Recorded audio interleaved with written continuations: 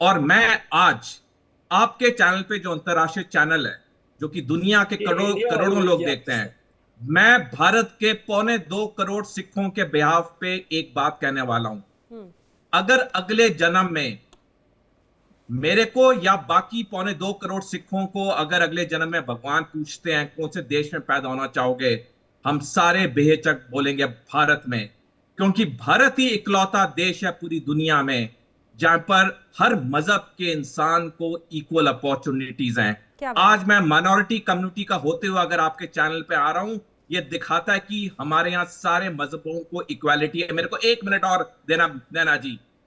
भारतीय सेना में हमारे माइनॉरिटी के officers chief of army staff बन चुके हैं, लेफ्टिनेंट जनरल बन चुके हैं। पाकिस्तानी सेना में जो कुछ माइनॉरिटी के अफसर हैं, उन्हें मेजर के रैंक पर रिटायर कर दिया गया है। एक भी अफसर माइनॉरिटी का पाकिस्तानी सेना में लेफ्टिनेंट कर्नल तक नहीं बना है। तो इनको हमारे माइनॉरिटीज के बारे में बोलने का कोई हक नहीं है। इनको अपने गरेबान में, अपने देश में पहले झांकना क्या बात चाहिए। है सर। हम अभी यहाँ सारे दरअसल मैं खुश सर हैं, अभी बहुत अच्छे खासतौर से हैं। कुछ एथिक्स के साथ में कनेक्टेड हूँ, वरना मेरा बड़ा दिल कर रहा है कि मैं इस बात पे विसल भी बजा दूं, ताली भी बजा दूं। और सिर्फ मेरा ही नहीं, मुझे लगता है कि जो तमाम दुनिया के लोग जो आपको सुन रहे होंगे अभी, उनके मन में एक तरह से यही चीज होगी। एक बड़ा परसेप्शन गलत तरीके से जरूर पेश करने की कोशिश की जाती रही है पाकिस्तान की तरफ से। वेल, नदीम ज़हीम साहब का मैं रुख कर रही हूँ। नदीम ज़हीम साहब, आपका भी बहुत स्वागत है इस चर्चा में। लेकिन जिस रूप में, और आपको पाकिस्तान के इस आज़ादी के पर्व की बहुत शुभकामनाएं। हालांकि ये बात अलग है, जब अगर उस अंतर को देखते होंगे तो मन में कई बातें ज़रूर आती होंगी।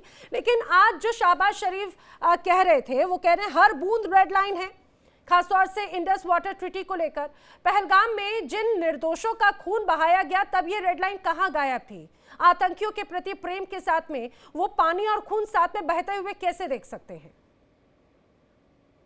आपने 3-4 सवाल इकट्ठे कर लिए और एक का जवाब मैं वैसे ही देना चाह रहा था पहले। बताइए। देखिए, हमारे आर्मी चीफ को ऑपरेशन सिंदूर की नालायकी ने फील्ड मार्शल बनाया है। ये चीज मानते एक हैं ना जहन आप में इस रखिए। बात को? पूरे भारतीयों को जो गोलियां दी गई हैं, मीठी मीठी गोलियां, वो मोदी सरकार देती रहती है और आप लेते रहते हैं। आपने तो उस अभिनंदन को अवार्ड दे दिया जिसने आपका जेट भी गवाया और पता नहीं कि पूरी दुनिया में सुबकी कराई इंडिया की। आप तो एक मासूम नदीम कौम ज़हीम है साहब, जिसको भूलिएगा बड़ी नहीं, आसानी बड़े से मोड़ बड़े के लिया शान जाता के है। साथ में जो स्टोरी उसी सुनाई जाती उसी है वो मेरे सब लिया जवान को, जाता है। उसी मेरे सैनिक को, उसी मेरे वीर, सुनिए ना, उसी वीर अभिनंदन को पाकिस्तान के जो उच्च अधिकारी थे ना, वो छोड़ने के लिए आए थे उसी जज्बे के साथ में। डोनाल्ड ट्रंप बार बार आपको अरे बेइज्जती कम से करता कम है, अभिनंदन जगह के जगह साथ आपको में सुनाता ना है। सिर्फ भारत की सेना बल्कि पूरी दुनिया, पूरा हिंदुस्तान खड़ा था। पाकिस्तान के जो जवान है उनको तो आप लोग डिसोन कर देते हैं साहब, कैसी बात कर रहे हैं? पहलगाम अटैक में हुआ क्या, कई घंटों तक इंडियन फिजाओं पे पाकिस्तानी जहाजों का कब्जा रहा। हम जो चाहते कर सकते थे। बड़ी हैरत की बात है कि पाकिस्तान वो तमाम आपकी मिलिट्री इंस्टॉलेशंस को उड़ा सकता था। कई घंटों तक कब्जा रहा और वायरलेस, इवन बिजली बंद हो गई पूरे इंडिया की। तो अच्छा, देखें, इस तरह की बातें ना करें। ब्लैकआउट हो गया, पहलगाम अटैक पूरे में भारत में ये अंधेरा जो छा गया। पांच अच्छा पांच हुआ नहीं जंगें किया, आपने जीती सुनिए ना, हैं, अच्छा हुआ नहीं वो किया, वरना 5 आपके जंगें जहाज आपने में वैसे तो तेल की इतनी ज्यादा दिक्कत है, तेल भी खत्म हो जाता और उसके बाद में भारत की जो डबल ट्रिपल जो कार्रवाई होती, वो झेलने की क्षमता नहीं होती। एक ये कहा जाए कतरा कतरा भी नहीं बच पाता। ये बात आप भी बखूबी जानते हैं।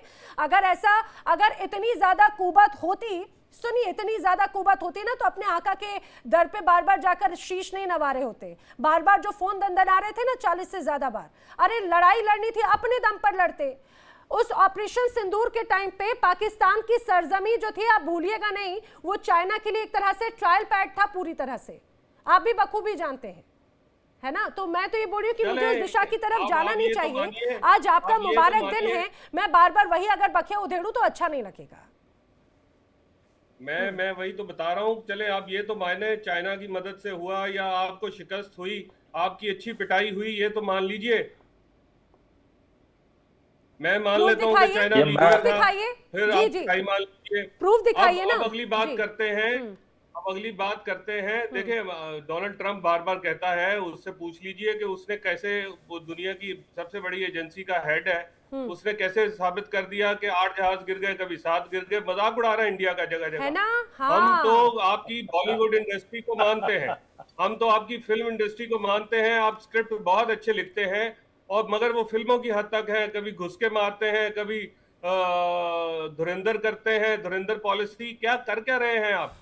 आपकी कौम इतनी मासूम है कि उसको जो चीज कहता है मोदी वो मान लेते हैं।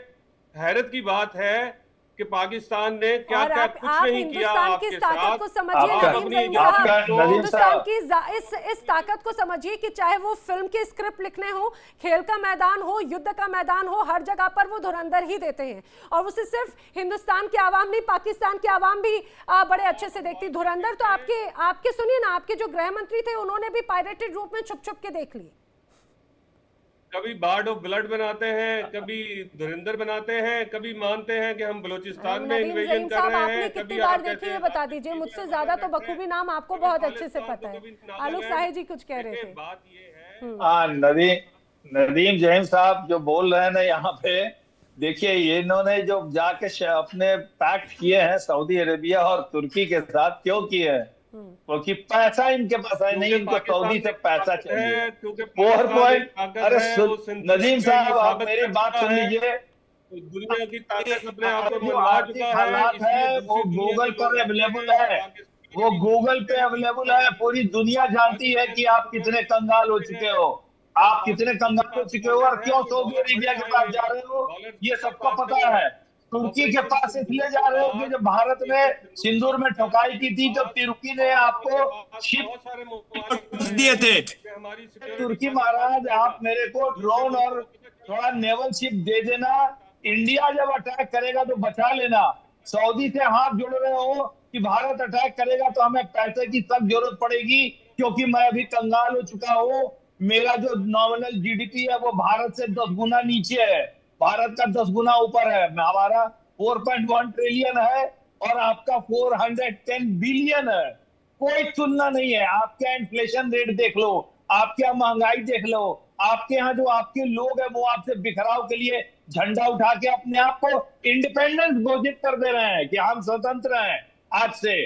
और देखिए आप जब तक इस बात को नहीं समझिएगा नदीम साहब, आपकी देश की हालत खराब होती रहेगी। आपके देश के जो हुक्मरान हैं वो बड़े शान के साथ स्टेज पर परसों जाके बोलते हैं कि हम तो हाफिज सईद के गुलाम हैं, हम तो हाफिज सईद के गुलाम हैं। ये आपका देश का गृह मंत्री बोल रहा है, भूतपूर्व गृह मंत्री। आपके यहाँ उसामा बिन लादेन जब पकड़ा गया, आप सुनिए साहब, बात सुनिए, मेरी बात सुन लीजिए। आप कहिएगा, मैं आपको बीच में नहीं टोकूंगा। नदीम साहब आप कहिएगा, मैं आपको नहीं टोकूंगा। आपके यहाँ बड़े बड़े आतंकवादी पकड़े जा रहे हैं, आपके यहाँ दूसरा देश का आदमी घुस के आके उसको मार के उठा के उसकी लाश उठा के ले गया उसामा बिन लादेन को। आप क्या करते रहे? आप बड़े डींगे हारते रहे कि हमने एक हेलीकॉप्टर अमेरिका का बर्बाद कर दिया। बर्बाद क्या कर दिया? उस ऑपरेशन में मशीन उसकी खराब हो गई, वो छोड़ के चले गए, उसको उड़ा के चले गए। आपके यहाँ जिस तरह से आप आतंकवाद को पनपा रहे हो, आप समझते हो कि आपको हाफिज सईद और जैसे मोहम्मद बचा लेगा? नहीं बचाएगा। आप और भी कंगाल होते चले जा रहे हो। आप जिस बात को नहीं समझ रहे हो, भारत से कम सीख लो कि जब तक आप खुद मजबूत नहीं होगे आर्थिक रूप से और सामरिक रूप से, तब तक ये कोई आतंकवादी संगठन और कोई देश आपको नहीं बचा पाएगा। आपको इस बात को समझना पड़ेगा। पहले आप जब भी इल्जाम लगाएं, दहशतगर्दी का जब भी इल्जाम लगाएं, उससे पहले अपनी रॉ को जूते मार लिया करें कि वो रोक नहीं पा रही। उससे पहले अपनी फौज को जूते मार लिया करें। अरे नदीम शेख साहब सुनिए ना, मैं बिल्कुल समझ रही हूँ आपको उस जूते का बिल्कुल स्वाद चखने का मन हो रहा होगा, आपको बिल्कुल मन हो रहा होगा। यही तो अभी जे सोडी साहब ने कही थी ना बात कि पता नहीं कौन से तमगे लेकर चल रहे हैं। जी जी हम तो अपने रॉ से बहुत नाराज हैं। बिल्कुल हम उनको बोल रहे हैं कि भाई जरा देखो वो कौन सा अनजान धुरंधर है जो वहां ठुकाई कर रहा है, तुम क्या कर रहे हो? रॉ से बहुत नाराज हैं। हम पता कराने की कोशिश कर रहे हैं। अच्छा ठीक है। आप तो, मुझे तो समझ में नहीं आता नदीम ज़ईम साहब, आप एक तरफ कहते हैं कि भाई पाकिस्तान आतंकवाद का पीड़ित है। अच्छा मेजर नदीम शेख साहब देखिए, किसी भी देश की फौज, मेरे लिए हो सकता है ये कहा जाए कि कौन कितनी काबिल, कौन कितनी नाकाबिल, कौन पास कौन फेल, वो एक बड़ा सेकेंडरी ऑप्शन हो जाता है। लेकिन जब मैं खासतौर से बलूचिस्तान या खैबर पख्तूनख्वा पीओके में जब वो फौज की वर्दी देखती हूँ तो मुझे पर्सनली बड़ी तकलीफ होती है, क्योंकि एक डिग्निटरी है, उसके साथ में जिस तरह का सलूक किया जा रहा है, क्यों भरोसा कमजोर हुआ? जिस अगर नदीम ज़ईम कह रहे हैं कि रॉ के साथ में पाकिस्तान की या हिंदुस्तान की फौज के साथ में भरोसा नहीं, बलूचिस्तान, खैबर पख्तूनख्वा, पीओके से ऐसी तस्वीरें क्यों आती हैं? क्यों इस्लामाबाद तक लोग मार्च करते हुए पहुंच जाते हैं? क्यों पीओके में अभी जिस रूप में पाकिस्तान की फौज की गोलियों का शिकार लोगों को होना पड़ा, पूरी दुनिया ने देखा ना आखिर। देखिए, ये तो हम दोनों मुल्कों के लिए एक मसला है, और ये जो रीजन है हमारा, इसमें इसी तरह के मसले मसाइल होते रहते हैं। आपने देखा खालिस्तान की हिंदुस्तान के साथ आप शामिल मत कीजिए, हिंदुस्तान के अपने अलग मसले हैं। हिंदुस्तान के मसले हैं कि तीसरी से वो दूसरी या पहली अर्थव्यवस्था पर कैसे पहुंचेंगे। हमारा मसला बहुत अलग है सर, हमें अपने में शामिल मत कीजिएगा।